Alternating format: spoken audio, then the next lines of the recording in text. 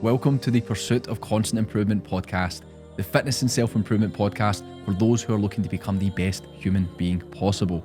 If your goal is to improve your mind, your body, and your routine, then you are in the right place. If you gain some value from this episode, I would be incredibly grateful if you could rate the podcast on Spotify or subscribe on YouTube. But without further ado, I'm your host, Connor Malone, and this is the Pursuit of Constant Improvement.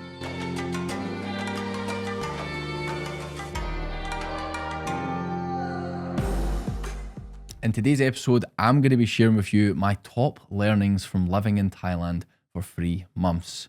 Today, I'm recording the podcast in Glasgow, but if you look back a few episodes, you'll have seen I was in Phuket in Thailand. I just spent the past 3 months of my life living there. I worked on my business every day, I trained, I experienced loads of different things, I traveled to some different places. And today, I'm going to be sharing with you my biggest life lessons, the things that I learned about being away from home for 3 months of my life. Because I went myself, I went to do all the things I just explained to you there. There was nobody with me. Of course, I met friends and stuff over there, but this was a pretty daunting experience. This is something I wanted to do for years and years of my life, and I finally had the courage to take action on it. It was one of the most incredible experiences ever, and today, as I said, I'm going to share some big life lessons from that trip. Now, a quick recap for me. If you go back a few episodes, you'll see I had more hair. Once I got to Thailand, in the first day, I burst my leg open, ended up in a hospital and got 24 stitches. I shaved my head when I was there, got a decent wee tan, signed some clients. I went to Dubai, I went to Bali, I went to, of course, Thailand, different areas of Thailand, and I went to South Korea. So in 3 months, I experienced a lot. Some good things, some not so good things, but at the end of that, I came away with a ton of learnings. I came away with more conviction in myself and my own mission in life than I ever have before. So a lot of these lessons, some of them I already knew of in life, but now it is just totally ingrained in me. Because I think one thing that's really true is that we never truly understand anything in life until we first experience it. And I always use the example of, for example, childbirth, right? I could study childbirth all my life. I'm never going to experience childbirth for myself. I'm not a woman. So I'm never going to feel that. So now I could become an expert on it, but I'm never going to actually feel that. So I don't believe you can ever truly understand something until you experience it. And this experience here allowed me to actually live some of the things that I had been taught and I thought I knew before. Like, for example, living myself. I'd lived myself for very brief periods of time, but for 3 months being alone, I learned a lot about that. I learned a lot about myself, which I'm going to share with you just now. Now, the very first thing about my experience was on day 3 of my trip, I sliced my leg open in 4 different places. I had to get an ambulance to a Thai hospital in Bangkok, and I had to get 24 stitches in my leg, which, again, on day 3 of a trip in the other side of the world, in a continent I'd never been to, I didn't speak the language. I was due to run a marathon the day after it. It could be quite a daunting experience. However, it ended up being one of the best experiences, and I'll explain to you why. So I'm not going to go into detail on what happened. Essentially what happened was I walked into a glass door. My knee hit off this glass door, it shattered, and it sliced my leg open. Now, this made me realise a lot of different things. For example, I couldn't run that marathon. I couldn't train Muay Thai for 2 weeks, which is what I went over there. A lot of my time and effort was to do that, was to train Muay Thai. I couldn't run for 2.5 weeks. So a lot of the things that I went over there to do was taken away from me. But yet after that, I was feeling more and more grateful. Now, the reason comes back to this quote. A healthy man wants 1,000 things. A sick man wants only one. And that just reinforces for me your health. Your health is one of your most valuable assets, your time and your health. Once your health is almost taken away from you, it's a scary thought. Now, thankfully, my health was good, but I could barely walk for about a week. I took that for granted. I used to run almost every day. I would train Muay Thai multiple times a week. I could go to the gym and train legs, and I never thought anything of it. Whereas when my legs were basically stitched up and I could barely move them, I started to realise, holy shit, I didn't realise how much I value these things are until they're taken away from me. So again, this was a thing I was very aware of. I was very aware of the fact that a healthy man wants 1,000 things, but a sick man wants only one. But see, until something happens to you that debilitates you, for lack of better words, you don't truly understand that. So this was a great understanding for me. And again, that's why I felt filled with gratitude, because I was like, I'm going to be fine. There is nothing wrong with me. 2 weeks, these stitches will be out and I'll be absolutely fine. It'll be a cool story to tell. But again, it was just, it was an incredible experience for me to actually feel that. rather than just repeat that quote over and over again. So that was one of the big lessons for me. And now I feel more confident and more capable in myself. Because one of the things that it taught me was, again, I was in a foreign country, an area of the world I'd never been to. As soon as I seen that blood in my leg, my instant reaction was like, oh, fuck, I'm in trouble. I don't know how to phone an ambulance. I don't know how to speak Thai. How am I going to get to a hospital? Will my insurance pay out if I need to get if I need to get something done? All these thoughts came flooding through my head, but I reacted in the best way possible. I managed to get help. They picked me up in an ambulance within 15 minutes, by the way, got me to hospital, got me sorted out. Again, Thai hospitals are great, way better than UK hospitals. So now I don't have this negativity or limiting belief at the back of my mind, or what if something happens to me when I'm abroad? Now I don't have that. I'm much more confident and courageous when I'm going into other countries now, because I know if anything happens, I will be fine. So it's not a limiting belief. So again, that was one of the incredible things that I happened to experience, which just ingrained that lesson into my life, that we take things for granted until they're taken away from us. Now, the next thing, I trained at some of the best gyms in the world, some of the best gyms on the planet for Muay Thai. Phuket itself is the home of Muay Thai on the planet. The best fighters in the world train there, the best coaches in the world are there, the best gyms in the world are there. And it reinforced one of my favourite quotes, which is, it's better to be a warrior in a garden than a gardener in a war.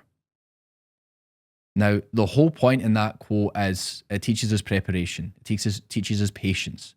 It teaches us that it's better to be capable just in case than to be unprepared and incapable when we might need to use something. For example, the art of violence, martial arts, an incredible thing. And what I gained when I was over there is I experienced the Thais they're pretty small, right? Most of them are small people. They're really happy people, really smiley. So you could look at them and think, oh, do you know what? That wee guy's not much. But then what you find is some of these small, unintimidating guys are some of the most violent men on earth. It is terrifying. But what that teaches me is to be humble. It teaches me patience. And it just reinforces that point for me of how I want to be in life. Again, it's better to be a warrior in a garden than a gardener in a war. I want to be prepared. I want to be not a violent person, but capable of violence. But yet you want the stillness and calmness and the wisdom of a gardener. What guy doesn't want to be that guy? You want to be filled with wisdom, you want to be calm, you want to be collected, you want to be still, yet you want to be capable of that violence if you need it. If you had to defend yourself or your loved ones, everybody wants to feel that feeling of capability, that you can do that. And this is what that reinforced for me. Like, these guys are the kindest guys in the world. They don't need to show off and pretend to be aggressive or have an ego. They can be totally themselves. But when required, they know that they are fully prepared if need be. So again, you can live like a gardener in many aspects of life, but if you aren't prepared like a warrior, when in that circumstance, when it will arise at some point of your life, you'll be unprepared. It repeats to me, this is what my dad always used to say when I was younger. He used to say, fail to prepare, prepare to fail. Now, that was always to do with school and studying and things like that. And I always did fail to prepare, hence why he always repeated it to me. But it's the same thing here. If you fail to prepare physically, then when the opportunity may come up, you're going to feel worried. You're going to feel anxious. Whereas the self-assurance that comes from training martial arts and the feelings of being humble, the confidence that gives you is incredible. So again, one of the best experiences of my life was training martial arts in one of the best places in the world to do it. Because again, I want the capability of violence, but I want the stillness, I want the calmness and the wisdom of the gardener. So both the warrior and the gardener you have aspects of, and the Thais are the personification of that. The kindest people you ever meet, yet some of the most violent people you ever meet. Now, one of the other things I learned was the fact that travel itself is one of the best forms of self-improvement. Think of where you are right now in terms of if you are living in an area where you were brought up, you're around very similar people with very similar mindsets because you're all part of a similar culture. Whereas when you go to the other side of the world, and especially when that attracts other people from other sides of the world, like I met people from almost everywhere in the world. Like I met South Americans, I met Americans, you meet Asians, you meet people from the Arab Emirates, you meet Russia. Like I met a ton of Russians because Phuket is filled with Russians. Like you meet people from so many different backgrounds. So then you get different perspectives, you learn from different cultures. People act in different ways. Because when you just are brought up in one area and you're around the same people all the time, you ingrain the same habits and the same perspectives. Whereas when you travel and you experience these different things, it opens your mind to what's possible in the world. Now, some things you look at other people and you think, I don't really like how they act. That's fine. You can respect that and just not be like that person. But then some other people have this super optimistic and growth focused mentality, and you think, do you know what? I want that. Well, great, but you'll never get in front of those people if you don't travel to different places and different cultures. So for me, like I didn't go over there to travel. Now, I went to a good few places. That was just by chance that I ended up in those places. I went over there to live in Thailand, which I did for 90% of the time. But living in Thailand, you're surrounded with all these people. A lot of people are traveling. A lot of people come. A lot of people go. You meet different people in gyms. You meet different people in restaurants and all these things. So yeah, it really is a great thing because you think at home, you're limited in opportunity. You're limited in the type of people that you can meet. Your friends are often by default. You've grown up with them. So the only reason you're friends with them, or at least initially you were friends with them, is because you had a few similarities and you're from the same place. Whereas I met some incredible people there. So again, traveling to different places, it opens you up to different cultures, different perspectives, and it really is one of the greatest tools for self-improvement. I absolutely love that aspect of it. Now, one of the big things that I learned from traveling and meeting different people is the fact that if you love what you do, you will never work a day in your life. You've heard that a million times, but I've seen this a lot. So I met a lot of digital nomads, if you want to call them that, people that were in similar situations to me. I had conversations with them. It was great. I also met a lot of people who were just traveling for, let's say, a month. And what happened is they would come over to Phuket and they would travel around and stuff. And then they'd be like, oh, I'm going home next week or whatever. And they would dread going back to their normal life. And that scared the shit out of me. Like believe it or not, I was happy to come back to Scotland. I have so many things here that I'm looking forward to doing. The past 2 weeks that I've been home have been stacked out. I've been meeting up with friends. I've been going to different events. I've been doing my work in my office. I've been back into my early morning routine. I've loved it because I love the life I have here. And my happiness is not location dependent. But again, bringing it back to that point, if you love what you do, you'll never work a day in your life. It's so critical to understand what you truly want in life and then circle your career around that as best as you can. Because a lot of these people I spoke to, they were fed up with the life they were going back to. And honestly, that was because of what they'd done on a day-to-day basis. Now, one of the other big learnings for me is there is no fulfillment sitting on a beach drinking margaritas every single day of your life. People paint this picture of like, oh, how good would life be if you could just retire and you had all the money in the world, you could just sit on a beach and drink all day. Sounds great, and it is great for a day or two. See, once you get used to that, there is no progression in it, there is no purpose in it, there is no fulfillment in that. Now, I get it. If you've never experienced that, you look at that and think, oh, it'd be amazing, I wouldn't stress about things, whatever. You would be bored out your nut. Let me tell you that. Like, you do not want that from life. You do not want to sit on a beach and do nothing all day. It sounds amazing, but believe me, I'd done it for even a few days and I was like, Jesus Christ, like, this is not the type of life I want to live. I spoke to so many people who had went, again, traveling for weeks and weeks and months. Some of them, do you know what? Were like, seeing the end, they're like, I just want to get back to some form of normality. Like, I want some form of routine. All I've done is traveled and drank, and now, I mean, that's amazing for a few weeks. But after that, you lose a sense of purpose. And a lot of these people would sit around most of the day and be like, well, I don't know what to do. I'm going out at night, but during the day, what do I do? I've traveled to all these places. I've been there. I've done that. And they just sat around doing nothing. So people think it sounds great to sit around and do nothing, but that only works for a few days, maybe even a few weeks. But we need purpose in our life. And again, that can come back to your career. That will come back to something I'll talk about next, which is the 3 biggest choices you will make in your life. Now, one of the things that, again, kept me repeating when I spoke to these people is if you're setting your life up for retirement, you have already lost. If you believe that, oh, I'll just do this job until I'm in my 50s and then I'll have this and that and I'll have enough cash flow to retire and whatever, you are losing the game of life. You cannot just wish away all these years doing something that you hate to hope that you'll have 20 or 30 years of the good life, quote unquote. Sitting on a beach doing fuck all. Believe me, I've been there. It's not great. It's good for a few days. After that, it gets boring. There is no purpose. There is no progression to it. Now, the next point really covers the biggest change I've ever made in my life, which is 3 changes. Because there are 3 decisions you can make in life, which are the most impactful and important decisions you will ever make. That is where you live, what you do, and who you marry, or who you spend the rest of your life with. The 3 biggest decisions you can ever make. Now, I changed all of those in a matter of 3 months. Now, I had the full intent of doing that, and in fact, now in my life, I'm in the most fulfilled position I've ever been in. Now, some of these things were difficult to do. Like, for example, like, I left a relationship that I was in for a long period of time.